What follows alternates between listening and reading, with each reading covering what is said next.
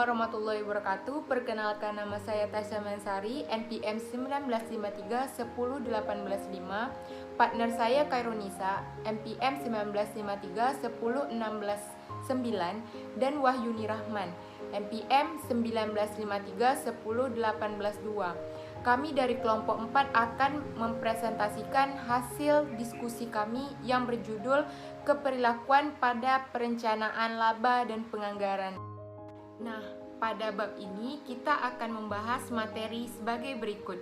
Yang pertama ada latar belakang, yang kedua dilema bisnis, ketiga fungsi perencanaan laba, yang keempat aspek perilaku dalam proses penyusunan anggaran, yang kelima konsekuensi disfungsional dari penyusunan anggaran yang timbul akibat pandangan perilaku, yang keenam relevansi konsep ilmu keperilakuan dalam lingkungan perencanaan, yang ketujuh konsep-konsep keperilakuan yang relevan dalam proses penyusunan anggaran. Nah, materi pertama yang akan kita bahas adalah latar belakang. Aspek keperilakuan yang berkaitan dengan anggaran mengarah kepada perilaku manusia yang timbul pada saat anggaran tersebut disusun dan anggaran tersebut diterapkan. Anggaran bisa mempengaruhi perilaku manusia. Contohnya, anggaran dapat mengakibatkan manajemen membatasi tindakannya. Selain itu, anggaran merupakan alasan mengapa kinerja manajer secara kontinu atau terus-menerus dipantau serta dibandingkan. Keberhasilan dari anggaran ditentukan oleh proses anggaran itu sendiri. Pendekatan anggaran dianggap paling efektif merupakan anggaran yang dibuat dengan keterlibatan dan kerjasama penuh antara para manajer dari semua tingkatan. Tujuan dari penyusunan anggaran itu sendiri guna memotivasi karyawan dan mengkoordinasikan kegiatan. Untuk mendorong karyawan bertanggung jawab dalam proses penyusunan anggaran terhadap penerapan anggaran tersebut, yaitu mencapai tujuan suatu entitas secara efektif dan efisien. Entitas perlu mempertimbangkan aspek etika dan perilaku selama penganggaran. Setelah kita memahami materi mengenai latar belakang, kita akan beralih kepada materi yang kedua, yaitu dilema bisnis. Agar teman-teman lebih mudah untuk memahami penjelasan saya mengenai dilema bisnis ini, teman-teman bisa melihat siklus yang telah kami buat di PPT. PT Batam Jaya adalah perusahaan manufaktur yang berbasis atau berdiri di Batam. PT Batam Jaya didirikan pada tahun 2005. PT Batam Jaya merupakan perusahaan yang memproduksi produk berupa kendaraan listrik. PT Batam Jaya ini melakukan ekspansi usaha atau perluasan usaha dengan meningkatkan kapasitas produksi untuk mengantisipasi apabila terjadinya peningkatan permintaan. Namun pada tahun 2007 sampai 2009, PT Batam Jaya mengalami situasi yang berbahaya atau kritis karena penurunan ekonomi yang signifikan dalam produk kendaraan listrik yang diproduksinya.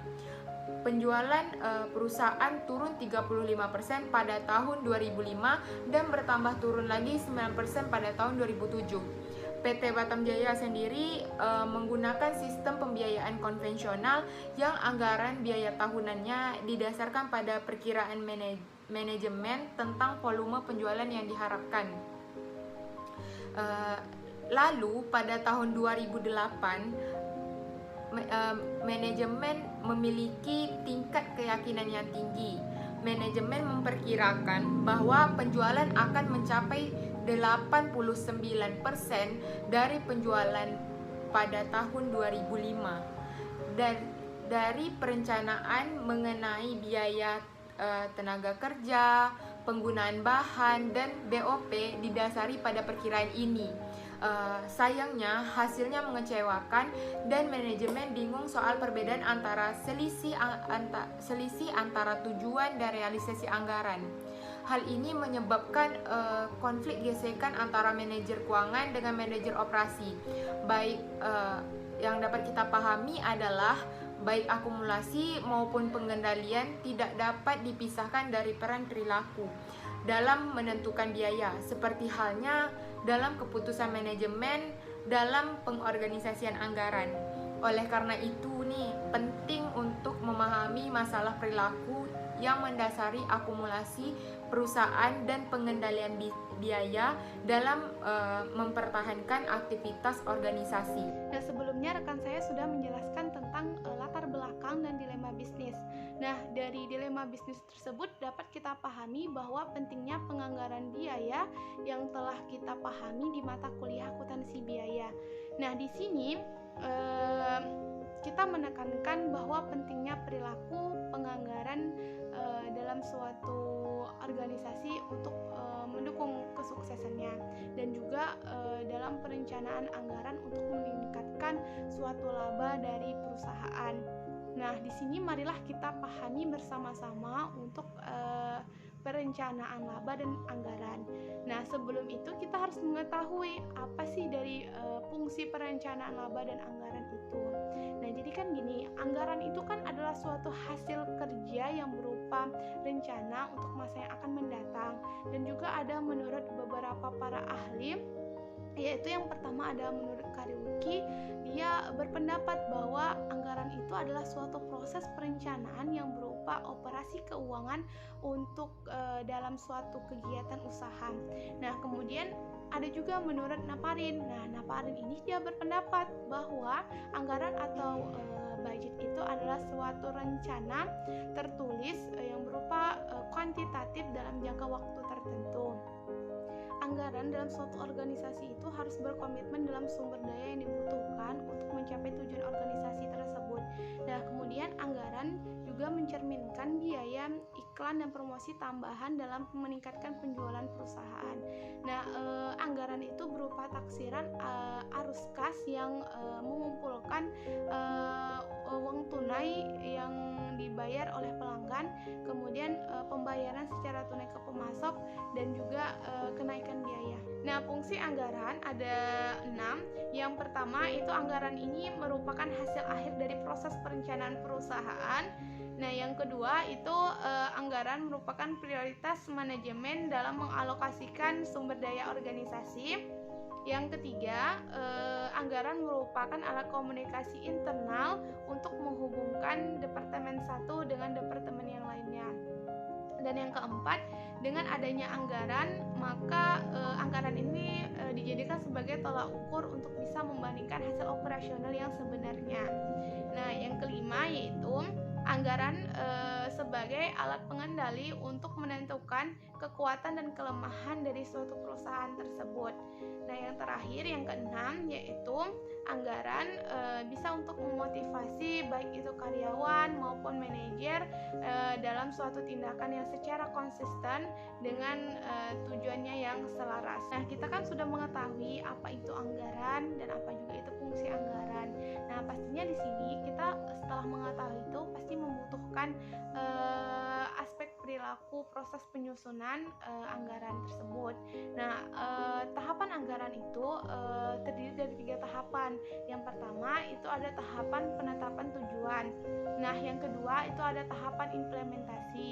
Yang ketiga itu ada tahapan pengendalian dan evaluasi kinerja.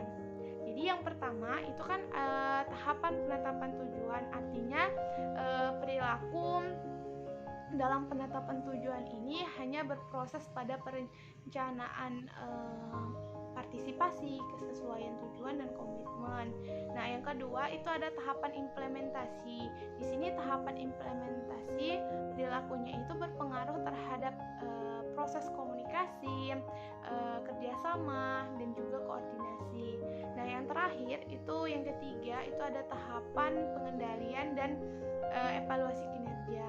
Jadi di sini di dalam konsep ini memiliki konsekuensi keperilakuan yang akhirnya muncul gitu, adanya suatu tekanan, adanya motivasi, adanya kegelisahan, adanya aspirasi.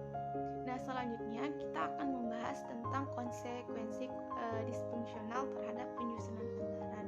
Nah, jadi berbagai fungsi anggaran ya seperti penetapan tujuan, pengendalian, mekanisme evaluasi kinerja, sehingga itu akan dapat timbulnya konsekuensi disfungsional gitu yang tidak dapat kita harapkan atau tidak dapat kita inginkan, ya seperti ya pertama itu rasa tidak percaya, nah kemudian ada resistensi, nah yang ketiga itu konflik internal, nah yang terakhir itu adalah masalah yang tidak kita inginkan, penyusunan anggaran yang tidak diinginkan atau tidak diharapkan.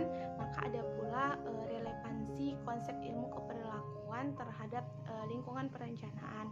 Nah, di sini dampak lingkungan perencanaan yaitu dengan adanya dampak lingkungan perencanaan ini dia mengacu kepada struktur proses dan pola interaksi penetapan kerja. Lingkungan kerja ini dia mempengaruhi perilaku manusia sehingga mempengaruhi proses perencanaan. Nah, yang kedua itu ada ukuran dan struktur organisasi. Nah, ukuran dan struktur organisasi ini mempengaruhi perilaku manusia dan pola interaksi dalam tahapan penetapan tujuan, implementasi, pengendalian, dan evaluasi terhadap proses penyusunan anggaran. Selanjutnya yaitu gaya kepemimpinan. Nah, gaya kepemimpinan ini mempengaruhi lingkungan perencanaan organisasi. Menurut MC Grigor, dia mengenal gaya kepemimpinan ini sebagai teori X dan teori Y. Nah, kemudian ada stabilitas lingkungan organisasi. Nah, faktor lain yang mempengaruhi lingkungan perencanaan itu adalah lingkungan eksternal. Nah, lingkungan eksternal ini dapat kita lihat dari kondisi ekonomi dan politik dan juga ketersediaan pemasok. Nah, lingkungan yang stabil itu pastinya mempengaruhi proses penetapan tujuan menjadi demokratis dan partisipatif. Nah, setelah kita mengetahui apa saja relevansi konsep ilmu keperilakuan dalam lingkungan perencanaan, maka setelah itu kita juga harus mengetahui apa saja sih konsep-konsep keperilakuan yang relevan dalam proses penyusunan anggaran. Di antaranya yakni, nah yang pertama ada tahap penetapan tujuan, di mana tujuan suatu organisasi ini sangat dipengaruhi oleh tujuan para anggotanya, di mana tujuan organisasi ini juga ditentukan melalui negosiasi, dikarenakan perbedaan tujuan antara pribadi yang bertentangan dengan kebutuhan individu dari setiap anggota organisasi yang berdominan. Nah, yang kedua, terdapat keselarasan tujuan, di mana persamaan antara tujuan karyawan dengan eksekutif organisasi berjalan dengan sama-sama untuk mencapai tujuan organisasi yang diinginkan. Tetapi, keselarasan tujuan ini juga sifatnya tidak tetap atau sering berubah-ubah di dalam siklus perencanaannya. Oleh sebab itu, kita membutuhkan komunikasi yang teratur antara manajemen puncak dengan manajemen tingkat bawah serta karyawannya. Apabila keselarasan tujuan ini tidak bisa dicapai, maka akan menimbulkan yang namanya persaingan yang tidak sehat. Yang ketiga nih, adanya partisipasi, di mana proses pengambilan suatu keputusan bersama dua bagian atau lebih pihak-pihak, di mana keputusan tersebut akan memiliki dampak di masa depan oleh individu atau kelompok-kelompok yang membuatnya. Dan dampaknya terhadap keperilakuan di dalam suatu anggaran ini adalah kita menggunakan anggaran yang diputuskan sebagai alat pengendalian pengeluaran dan motivasi kinerja yang optimal di masa yang akan datang. Nah, yang berikutnya ada manfaat dari partisipasi, di mana manfaat partisipasi yang berhasil ini yakni seorang individu yang berpartisipasi menjadi terlibat secara emosi, bukan sekedar secara tugas dalam pekerjaan mereka saja. Partisipasi ini juga menaikkan moral dan juga mendukung inisiatif yang lebih besar pada tingkatan manajemen, menaikkan rasa kesatuan kelompok, meningkatkan kerjasama antara anggota kelompok dalam penetapan tujuannya, juga menurunkan tekanan dan kegelisahan yang terkait dengan adanya anggaran. Nah, aspek keperilakuan yang terlibat adalah dari segi kinerja karyawan dan juga prestasi yang mereka miliki apabila mereka terlibat secara langsung dalam penyusunan anggaran di suatu unit organisasi di mana mereka bekerja. Nah, anggaran menjadi realistis akan menaikkan kesadaran karyawan-karyawan yang ada mengenai tugas dan tanggung jawab mereka, sehingga mereka menimbulkan rasa adanya komitmen suatu organisasi karena anggaran yang ada itu merupakan tujuan. Berikutnya ada tahap implementasi, di mana anggaran diimplementasikan melalui komunikasi kepada karyawan-karyawan yang merupakan kunci dalam suatu organisasi. Nah, hal ini mengkomunikasikan kepada karyawan mengenai harapan manajemen, alokasi sumber daya, jumlah produksi, dan tenggat waktu. Nah, semua karyawan harus melihat suatu anggaran, di mana anggaran ini sebagai alat perencanaan dan pengendalian aktivitas organisasi, bukan sebagai suatu beban.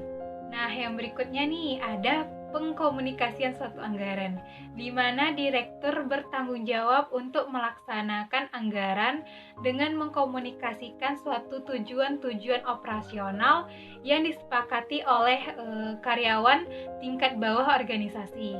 Nah, manajemen perencanaan juga perlu menerjemahkan tujuan suatu organisasi ke dalam tujuan yang semua anggotanya tuh pahami. Nah, sasaran ini pun yang paling efektif bila dilaksanakan dengan secara langsung atau disertai dengan pedoman tertulis atau biasanya yang disebut dengan diskusi. Berikutnya ada kerjasama dan koordinasi, di mana pelaksanaan anggaran yang sukses itu tentunya membutuhkan kerjasama antar orang-orang yang terampil dan juga memiliki bakat yang berbeda-beda. Nah, ini juga menunjukkan tugas yang saling terkait yang membentuk kegiatan seluruh organisasi dan peran masing-masing suatu karyawan. Nah, manajer perencanaan juga perlu menghindari yang namanya konflik dalam kelompok dan juga menyadari sikap orang terhadap penganggaran dan proses perencanaan. Sedangkan koordinasi merupakan teknik yang menyatukan semua sumber daya yang ada pada organisasi. Nah, dari perspektif perilaku, ini berarti menyatukan bakat dan juga kekuatan setiap karyawan pada organisasi dan mendorong mereka untuk mencapai tujuan bersama. Nah, dengan hal itu, manajer perlu mengkomunikasikan dengan baik bagaimana pekerjaan masing-masing individu kontribusi pada pencapaian tujuan suatu organisasi. Nah, yang terakhir nih, adanya laporan-laporan kinerja, di mana laporan-laporan kinerja ini harus dibuat dan didistribusikan setidaknya sebulan sekali, guna untuk menjaga pengendalian biaya dan menjaga motivasi karyawan untuk mencapai tujuan mereka. Nah, penerbitan laporan kinerja yang tepat waktu dapat meningkatkan moral dan kinerja karyawan. Penilaian kerja dan umpan balik secara teratur meningkatkan efisiensi organisasi dengan mengidentifikasi tujuan yang perlu dimodifikasi untuk siklus perencanaan berikutnya. Nah, ketika kita input data berkualitas buruk, terus kita ganti dengan input kualitasnya baik, maka laporan kinerja itu dapat membuat pengeluaran masyarakat dan tingkat produksinya terlihat lebih murah. Menunjukkan bagaimana penyesuaian anggaran dapat mengubah sistem akuntansi dan bagaimana informasi yang dihasilkan oleh sistem dan bentuk laporan kinerja dapat mengubah perilaku manusia. Yang dapat kami sampaikan mengenai materi kami yang berjudul Aspek Keperlakuan pada Perencanaan Laba dan Penganggaran adalah anggaran merupakan rencana yang disusun secara sistematis atau terstruktur yang mencakup semua kegiatan perusahaan, dinyatakan dalam unit moneter atau satuan mata uang dan berlaku untuk periode yang akan datang. Aspek perilaku pada penganggaran mengacu pada perilaku manusia yang terjadi selama proses penganggaran. Contohnya dari mulai anggaran disusun sampai anggaran diterapkan. Contoh dari aspek keperilakuan yang berlaku adalah perilaku manajemen dalam menentukan anggaran tersebut sangat berpengaruh terhadap kelancaran dari suatu organisasi tersebut.